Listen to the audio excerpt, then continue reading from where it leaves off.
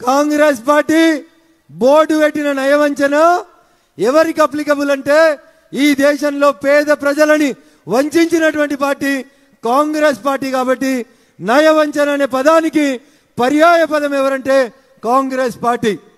ఏం చెప్పిండు? ప్రతి ఆడబిడ్డకి మహాలక్ష్మి పథకం కింద 2500 రూపాయలు గెలిచిన వెంటనే ఇస్తామని చెప్పిండు. గెలిచి 4 నెలలు అయిపోయింది. వచ్చిందా మహాలక్ష్మి పథకం?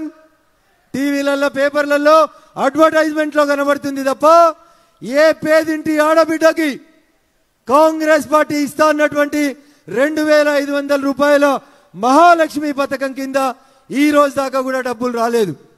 అయ్యా రేవంత్ రెడ్డి గారు, ఇగో దీన్ని నయవంచన అని చెప్తారు తప్ప భారతీయ జనతా పార్టీ ఏ రోజు కూడా ప్రజలని మోసగించలేదు.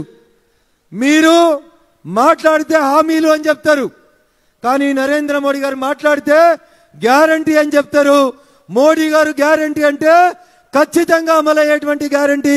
ఈ దేశం కాదు ప్రపంచం విశ్వసించేటువంటి నాయకుడు ఎవరంటే అది నరేంద్ర మోడీ గారు తప్ప ఇంకొకరు కాదనేది మీరు అందరూ కూడా దయచేసి అర్థం చేసుకోవాలి.